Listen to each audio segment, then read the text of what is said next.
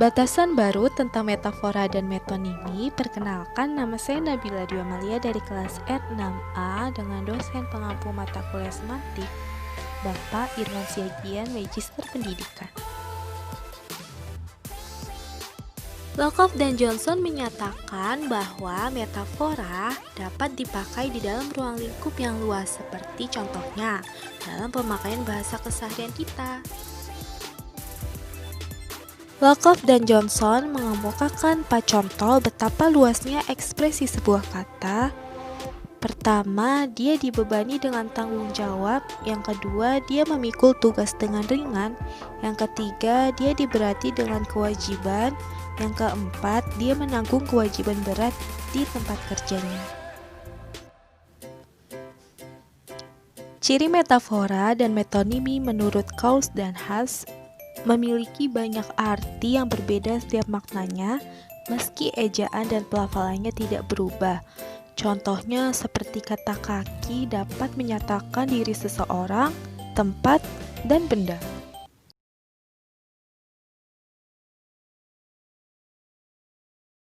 Contoh dari kata kaki yang pertama ada kaki manusia, fungsinya untuk berjalan, berlari, dan menopang tubuh.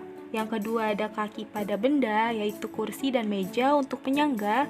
Yang ketiga ada kaki lima atau pedagang di tepi jalan. Ada juga masih banyak seperti kaki seribu, kaki permukaan laut, dan kaki surat. Jadi pemakaian kata yang mirip harus disesuaikan dengan konteks pemakaian bahasa Indonesia yang baik dan benar. Menurut Max Black tahun 1970 atau yang disebut dengan analog model, Black menganjurkan kita untuk menghindari anggapan metafora sebagai ide murni, pikiran pribadi, kemauan yang terselubung, dan kejadian umum.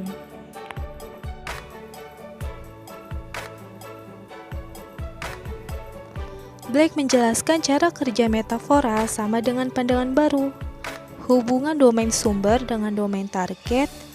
Contoh di bawah ini terdapat kalimat waktu adalah uang. Dapat dikatakan bahwa ranah sumber mengacu pada uang, ranah target mengacu pada waktu.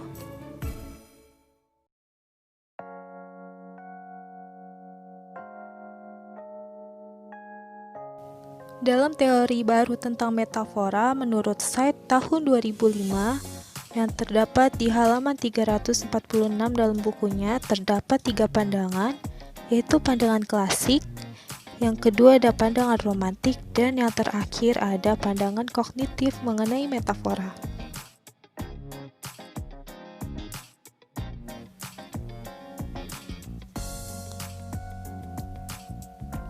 Pandangan klasik. Menurut Aristoteles tahun 384 sampai 322 Masehi, metafora dianggap sebagai keterampilan berbahasa secara efektif dalam karang-mengarang yang digunakan pada waktu tertentu. Wujudnya menyimpang dari bahasa yang masyarakat anggap normal. Oleh karena itu, setiap pendengar yang menerima ujaran metafora ini akan merasa aneh, sehingga ia harus berusaha untuk dapat mencerna makna apa sebenarnya yang terkandung dalam ujaran tersebut. Pandangan romantik. Menurut pendapat Frebron, George Lakoff, dan Mark Johnson, sebagai penganut pandangan romantik mengakui metafora bukan sekedar alat imajinasi puitik dan hiasan retorika, tetapi dengan meresapi kehidupan sehari-hari akan menyatu oleh pikiran dan tindakan. Jadi metafora ini mencerminkan tergantung pemakaiannya dengan siapa orangnya.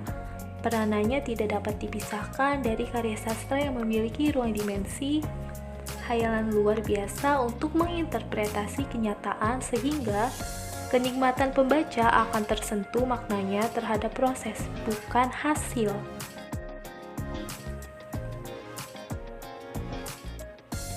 Pandangan semantik kognitif tentang metafora. Kognitivisme mengacu pada pandangan tradisional tentang sebab akibat antara bahasa dan pikiran menurut Lyons. Semantik kognitif berusaha untuk mengeksplorasi interaksi manusia dengan lingkungan. Jadi, dia menyelidiki hubungan antara pengalaman, pengetahuan, dan struktur makna.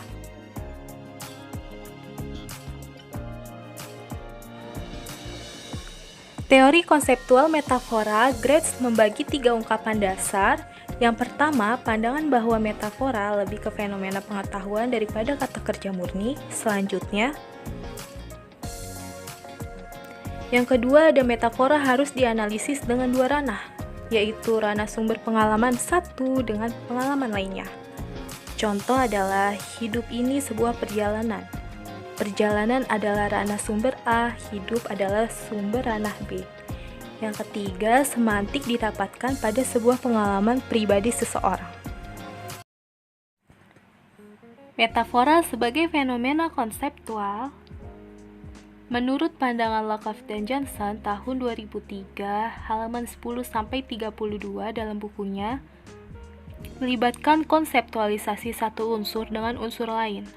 Metafora ini mengirim ranah sumber ke ranah sasaran target, sehingga ranah keduanya tidak terlepas dari ranah pertama. Artinya, jika ranah metafora konseptual dapat dinyatakan dengan A adalah B, tidak berarti konsep A dan B mencakup yang dipilih hanya aspek tertentu.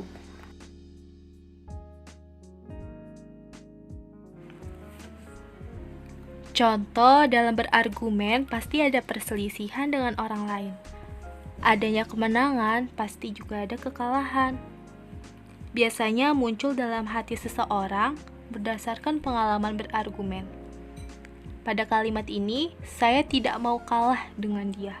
Secara tidak sadar, kalimat tersebut keluar dalam pikiran seseorang.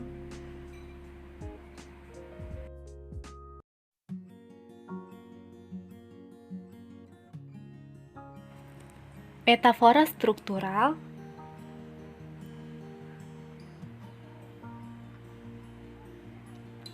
Sebuah konsep dibentuk secara metaforis dengan menggunakan konsep lain, yaitu berdasarkan pada ranah sumber dan ranah target.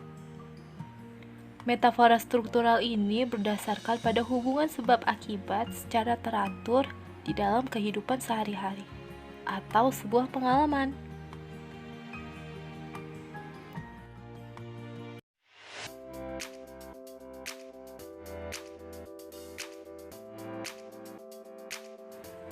Metafora orientasional